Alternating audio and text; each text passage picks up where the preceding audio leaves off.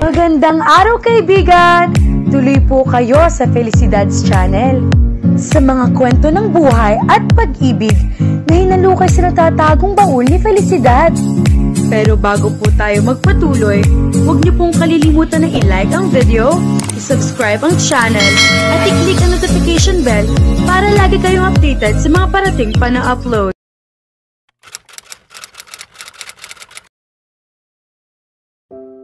Ilang oras pa lamang ang nakalilipas, masaya ako at nangangarap tungkol sa panibagong yugto ng aking buhay. Ngayon na may pakiramdam ko ay gusto kong umiyak. Lahat ng ito ay dahil kay Papa. Ilang buwan lang ang nakararaan, ang ama kong halos hindi ko maramdaman ang pagiging magulang ay ayaw magkaroon ng anumang ugnayan sa akin. Ngunit ngayon, bigla siyang nagbalik at gusto niyang ibigay ko sa kanya ang apartment ng aking lola. Ang tanging mabuting bagay sa lahat ng ito ay nasa kulungan siya ngayon, kaya hindi na niya ako maaaring saktan. Ngunit ang masamang balita, si Kathy.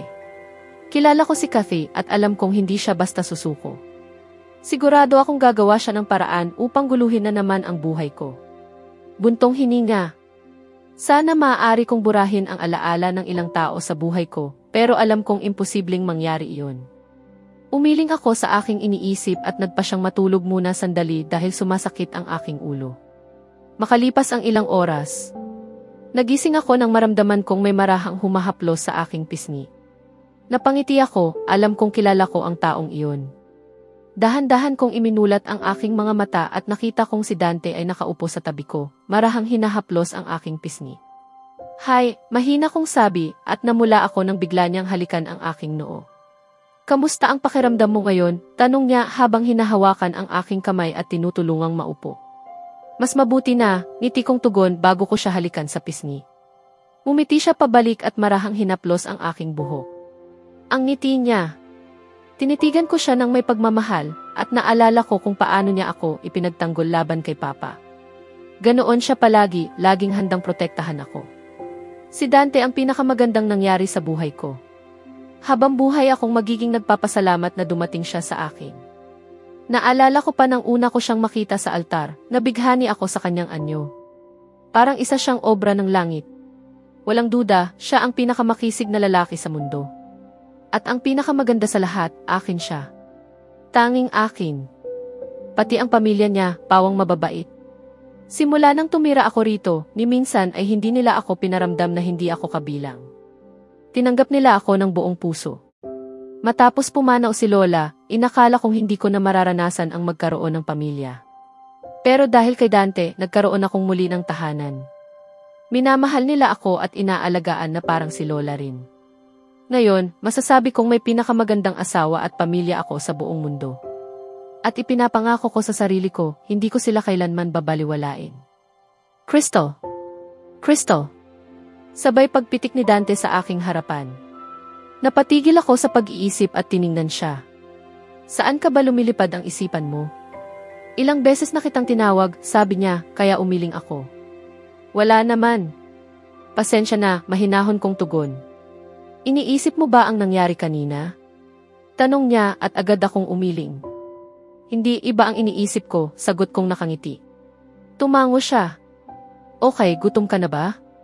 tanong niya at sa parehong sandali, kumulo ang sikmura ko sa gutom kaya natawa siya. Iyon na siguro ang sagot. "Sige, mag-ayos ka muna. Ako na ang kukuha ng salad para sa'yo," sabi niya. "Salad?" "Ayos na ako," Dante, reklamo ko. Umisi siya, inilabas ang dila at lumabas ng kwarto. Napapailing ako. Bumangon ako at naglakad papunta sa banyo. Paglabas ko, nagulat ako nang makita si Dante sa sofa, may hawak na mga kahon ng pizza. Pinapayagan niya akong kumain ng pizza. Diyos ko! Napangiti ako at dali-daling lumapit sa kanya, sabay halik sa kanyang pisngi. "Diyos ko, Dante!" "Salamat!" sabi ko habang itinuro ang mga kahon. Umisi siya. "Kanina nagrereklamo ka, tapos ngayon bigla kang masaya?" tanong niya. Kasi pinapayagan mo akong kumain ng mga ganitong pagkain," masigla kong tugon. Umiti siya ng mapanukso. Umupo ako sa harap niya at binuksan ang isang kahon. Anong flavor ito? Tanong ko. Gulay, sagot niya na may mapanuksong ngiti. Pizza na may gulay? Ayos yan, gusto ko rin naman yon, sabi ko, hindi pa rin alam kung bakit ganoon siyang umisi. Buksan mo na at kainin mo ang pizza mong may gulay, sabi niya. Tumango ako at binuksan iyon, pero napakunot ang noo ko nang makitang salad lang ang laman ng kahon. Tiningnan ko siya at nakita kong mas lalo siyang nakangisi. Nagustuhan mo ba ang vegetable pizza? Ay, sorry, vegetable salad pala, sabi niyang nakangisi. Dante, seryoso ka ba? Para kang bata. Inis kong sabi sabay bagsak ng kahon sa mesa. Tumawa siya ng malakas, halos maiyak sa kakatawa. Anong nakakatawa? Hindi ka pwedeng tumawa ng ganyan pagkatapos mong lokohin ang damdamin ko. Reklamo ko, pero lalo lang siyang tumawa. Nagkrus ako ng mga braso at tumalikod sa kanya, halatang inis. Pagkaraan ng ilang sandali, huminga siya ng malalim at uminom ng tubig. Pasensya na. Pero ang reaksyon mo kanina, sobra talagang nakakatawa, natatawa pa rin niyang sabi. Talaga, Dante. Mariin kong tanong. Hindi mo ako dapat pinagtitripan. Alam mo namang ayaw ko ng salad. Pinilit ko nang ang kainin iyon tapos niloko mo pa ako, inis kong saad. Ngayon tuloy, dahil sa mga kahon ng pizza na iyan, mas lalo kong gustong kumain ng totoong pizza. Hindi pwede, mariing sabi niya, gamit ang boses niyang parang negosyante. At bakit naman hindi? Balik kong tanong. Kasi hindi ka pa lubos na magaling, sagot niya. Pero gumagaling na ako, git ko. Hindi pa rin. Hanggat hindi ka ganap na maayos, bawal ang hindi masustansya, sabi niyang nakangiti pa rin. Gusto mong kumain ako ng masustansya pero niloloko mo ako. Paano ako gagaling kung ganito ka? Reklamo ko. Masustansyang biro raw. Natatawa niyang sabi. Dante, please, sabi ko habang nakasimangot. Hindi, Crystal. Dante, please, please, please. Sabi ko habang nakapuot. Napabuntong hininga siya. Crystal, hindi, ginaya pa niya ako habang nakapuot din. Tinignan ko siya ng masama at tumayo. Tayo, utos ko. Ano, tanong niyang may pagtataka. Sabi ko, tumayo ka, ulit ko ng mas mariin. Tumango siya at tumayo. Gusto mong kainin ko itong salad? Tanong ko. Tumango siya. Sige, kakainin ko, pero lumabas ka muna ng kwarto ko, sabi ko sabay turo sa pinto. Tumawa siya. Hindi ako lalabas. Pero pwede mong subukang paalisin ako. Dante. Sinubukan ko siyang itulak pero hindi siya gumalaw. Diyos ko, sabi ko sa inis. Panginoon, tulungan niyo po ang asawa ko, sabi niyang padrama, sabay tingala na parang nagdarasal. Dante. Reklamo kong muli, sabay krus ng mga braso. Aw, wala kang tulong galing sa langit, Crystal baby, biro niya sabay tawa. Umiling ako, inis pa rin, pero napangiti nang yakapin niya ako at idantay ang baba sa ulo ko. Ang dali mong asarin, sabi niya sabay kurot sa pisngi ko. Pinagtulakan ko siya at hinaplos ang pisngi. Huwag mong gawin yan, sabi ko ng seryoso. Ang alin to? Sabay kurot ulit sa pisngi ko. Dante, seryoso ako, mariin kong sabi. So, sagot niyang mayabang ang ngiti. Dante, reklamo kong muli. Tumawa siya at niyakap ako sa gilid. O sige na, sorry. Hindi na kita aasarin. Halika na, ubusin mo na ang salad mo, sabi niya. Dante, please, hindi na yan, muling reklamo ko. May ideya ako. Kainin mo muna ang salad ngayon at bukas ipapakain ko sa iyo ang paborito mong pizza. Pangako, sabi niya. Totoo, tanong kong may pagdududa. Pangako, tapat niyang sagot. Tumango ako at nagsimulang kainin ang salad. Umupo kami pareho sa sofa, ako, kumakain ng salad, siya naman ng double cheese sandwich. Hindi patas. Pagkatapos kumain, naisipan niyang manood kami ng pelikula. Pumayag ako agad dahil bihira siyang magkaroon ng oras para rito.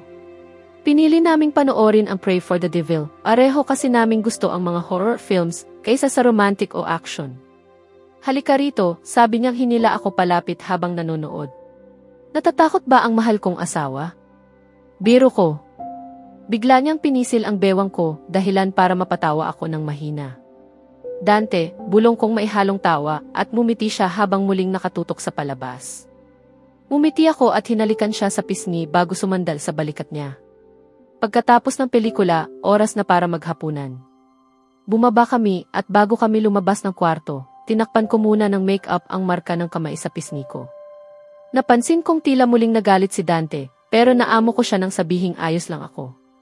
Pagkatapos kumain, bumalik kami sa itaas, ngunit bago pa kami pumasok sa silid, hinila ako ni Dante sa isang sulok at mariing hinalikan.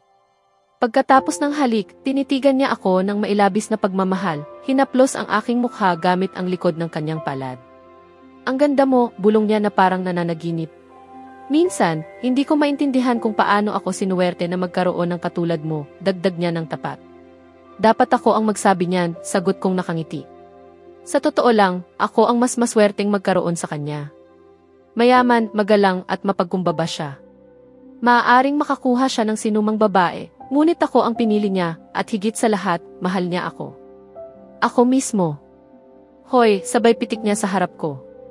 Gising ka ba? Tanong niyang nakakunot noo. Umiling ako, nakangiti. Ang weird mo, sabi niya sabay iling. Tinampal ko siya ng mahina at natawa.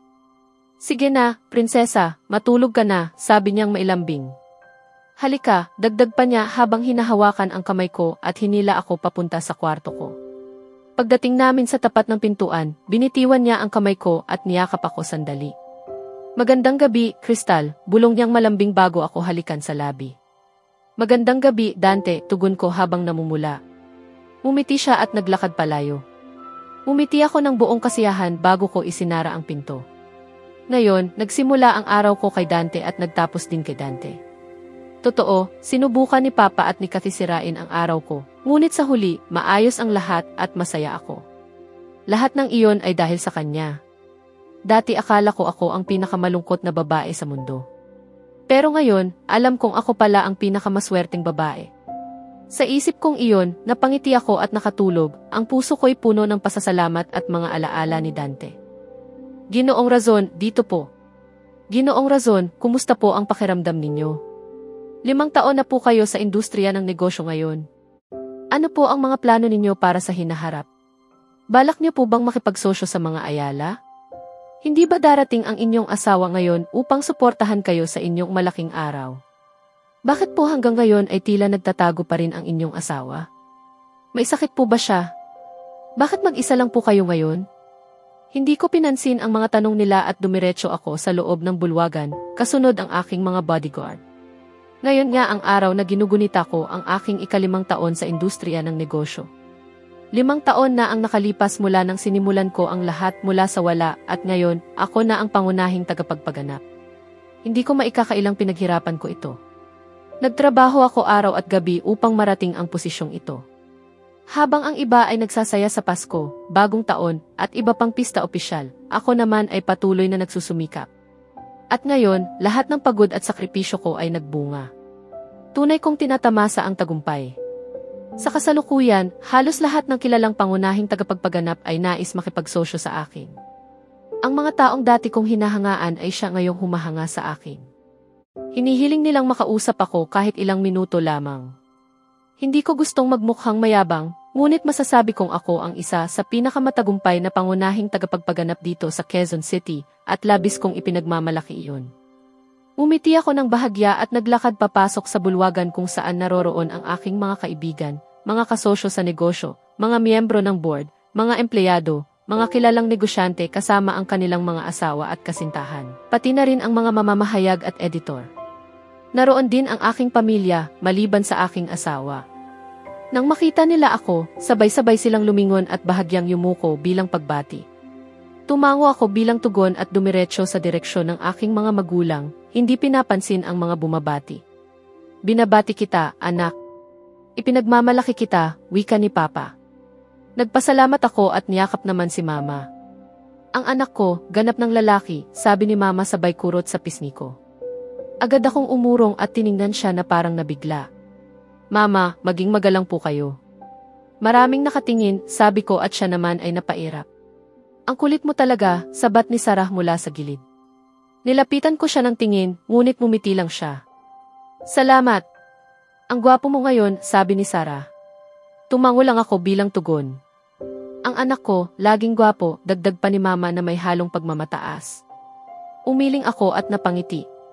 Habang dumarami ang mga bisita, kami ni Papa at Ashton ay nagpasyang salubungin ang ilan sa kanila. Abala ako sa pakikipag-usap sa isa kong kasosyo nang marinig kong may tumawag sa pangalan ko. Paglingon ko, nakita kong si John Manahas, anak ng kaibigan ni Papa, at kasama niya, si Madison. Napabuntong hininga ako. Excuse me, paalam ko sa kausap ko at nilapitan si John, hindi inaalis ang tingin kay Madison na nakangising mapanukso. John, bati ko sabay abot ng kamay. Dante, binabati kita, pare. Nakakatuwang makita kang ganito na ka-successful, sabi niya nang may tapat ng ngiti. Tumango ako bilang tugon. Siya nga pala, ito nga pala si Madison Ayala. Siya ang date ko ngayong gabi, sabay pisil niya sa bewang ni Madison. Sa dami ng babae, ito pa ang napili niya. Napailing ako sa loob-loob ko. Hello, Dante, bulong ni Madison na may paakit na tinig habang iniaabot ang kamay. Pinilit kong ngumiti, alam kong maraming reporter sa paligid na nakamasid. Magandang gabi, binibining Ayala, sagot ko at tinanggap ang kamay niya. Ngunit sa halip na bitawan agad, marahan niyang hinaplos ang likod ng palad ko bago binitiwan iyon. Napakapalad talaga ng babaeng ito. Pinigil kong mapamura. Siguro mas mabuting magpahinga muna kayo. Susunod ako, sabi ko at umalis sila, ngunit bago siya lumayo, binigyan niya ako ng makahulugang tingin. Napailing ako sa drama niya at napansin kong nakangiti ang mga reporter. Tila nakakuha na sila ng bagong balita.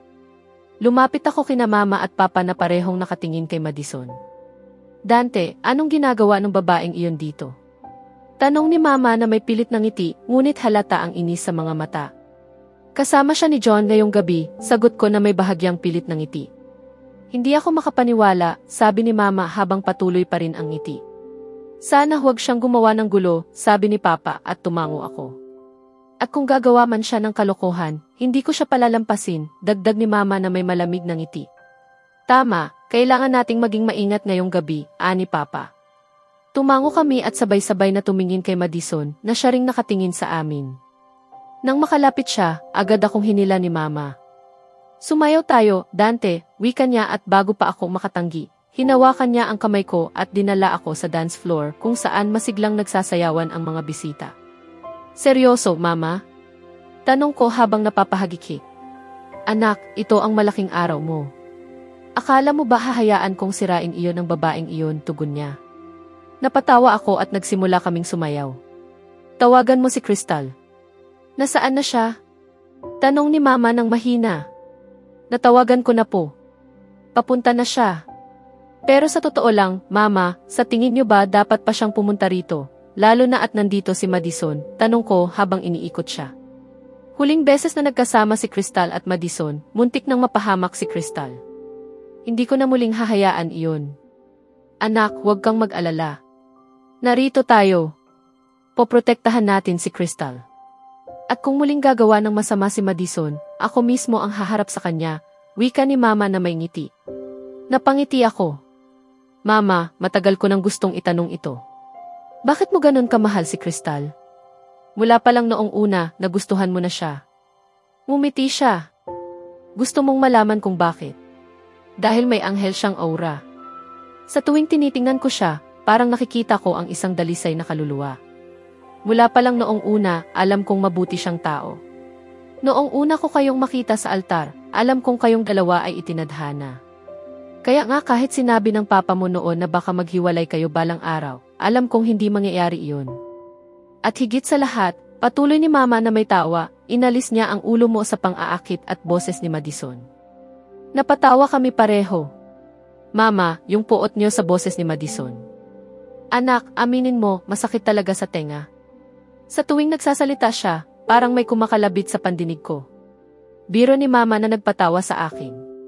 Pagkatapos ng sayaw, pumunta kami sa sulok para lumayo kay Madison. Umalis si Mama upang makipagkwentuhan sa mga kaibigan niya. Habang papalapit ako kay Papa, tumunog ang telepono ko. Lumayo ako sa tao at sinagot iyon. Oo, Martin. Ginoong Razon, halos narito na po kami, ngunit nakita ni Ginang Crystal sa balita na naroon din si Madison Ayala. Iuwi ko po ba siya o dadalhin sa party? Tanong niya. Dalhin mo siya rito. Sabihin mong huwag siyang mag-alala, nandito kami, sagot ko at ibinaba ang tawag. Napailing ako. Madison talaga, sakit ng ulo. Nang tumalikod ako, naroon siya, nakatayo at nakangiti. Biglang bumalik sa isip ko ang mga araw na nasugatan si Crystal dahil sa inggit at kasakiman ng babaeng ito. Pinigilan ko ang sarili kong magalit ng husto at naglakad palayo, ngunit hinawakan niya ang kamay ko. Agad ko iyong binawi. Ano bang gusto mo? Singhal ko. Gusto kita, Dante. Miss na kita, sabi niya na halos pabulong. Madison, huwag kang magpanggap. Alam nating pera at kapangyarihan lang ang mahal ninyo ng pamilya mo, sagot ko ng malamig. Hindi totoo yan. Totoong minamahal kita. Giit niya. Sayang. Dahil hindi kita mahal. May asawa ako at siya lang ang tanging mahal ko. Para sa akin, isa kang kaaway na nangahasaktan ang babaeng pinakamahalaga sa akin, mariin kong sabi. Namutla siya. Mahal mo siya? Tanong niya na may halong galit. Labis, sagot ko at ngumiti ng malamig bago siya nilampasan. Pagbalik ko kay Papa, nilapitan ako ng ilang mamamahayag para sa isang panayam. Isang taos-pusong pagbati, Ginoong Razon, sa inyong ika-5 taon sa industriya. Sabi ng isa. Maraming salamat, tugon ko.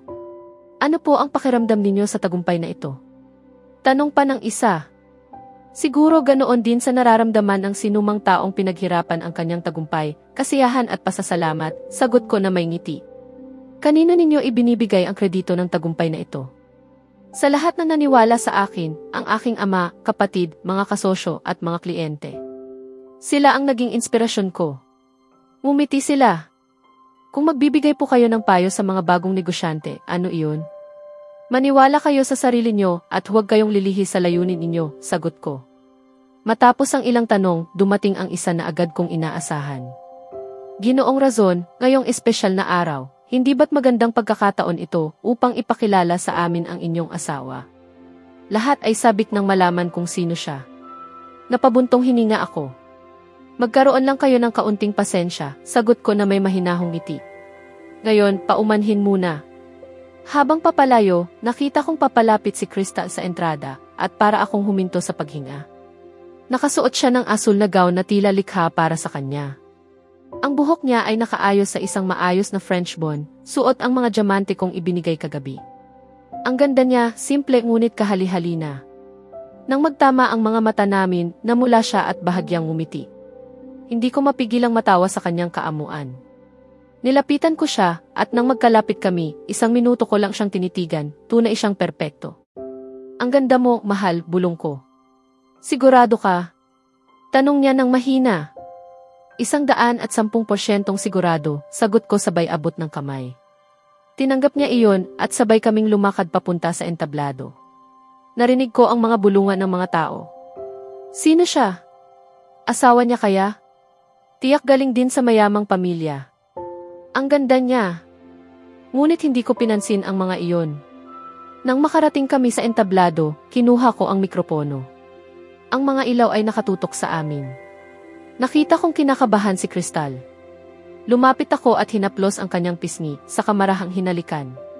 Marami ang napasinghap, ngunit binaliwala ko iyon. Huwag kang kabahan. Nandito ako, bulong ko sa kanya. Tumango siya at ngumiti. Ngumiti rin ako at hinarap ang lahat. Matagal ko nang gustong gawin ito, ngunit naghihintay ako ng tamang pagkakataon. At ngayong gabi, alam kong ito na iyon, panimula ko. Ngayon, formal kong ipinapakilala sa inyo ang pinakamahalagang babae sa buhay ko, ang aking asawa, si Crystal Garcia Razon. Hinalikan ko siya sa harap ng lahat. At sa gitna ng palakpakan, ngiti at hiyawan, alam kong perpekto ang gabing iyon. Perpekto. Sa susunod na kabanata, magsisimulang kumalat ang mga larawan ng halik ni Dante at Crystal, dahilan upang magalit si Madison at planuhin ang isang mapanganib na paghihiganti. Samantala, isang hindi inaasahang balita ang tatama kay Crystal, isang lihim na matagal nang itinago ni Dante. Kaya abangan natin,